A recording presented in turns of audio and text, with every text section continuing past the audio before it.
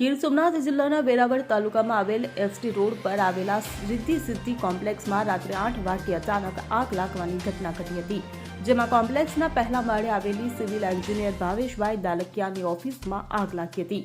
રસ્તા પરથી પસાર થતા લોકોએ આગ જોતા તરત જ ફાયર બ્રિગેડને જાણ કરી હતી। વેરાવળ ફાયર બ્રિગેડની ટીમ તાત્કાલિક ઘટનાસ્થળે પહોંચી ગઈ। બે ફાયર ફાઇટરની મદદથી 1 કલાકની મહેનત બાદ આગ પર કાબુ મેળવવામાં સફળતા મળી હતી। પ્રાથમિક તપાસમાં જાણવા મળ્યું છે કે ઓફિસના માલિક સાંજે ભગવાનને દીવો કરીને નીકળી ગયા હતા। ઓફિસમાં મોટા પ્રમાણમાં કાગળો અને નકશાઓનો જથ્થો હોવાથી આગે ઝડપથી વિકરાળ સ્વરૂપ ધારણ કર્યું હતું।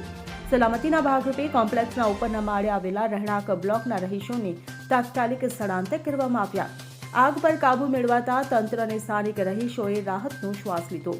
સદનસીબે આ ઘટનામાં કોઈ જાનહાનિ થઈ નથી। Bureau report CN24 news. હવે જુઓ દેશ દુનિયાની તમામ ખબરો તમારી આંગળીના ટેરવે। ઉઠાવો મોબાઈલ અને Google Play Store પરથી ડાઉનલોડ કરો અમારી CN24 ન્યૂઝ મોબાઈલ એપ।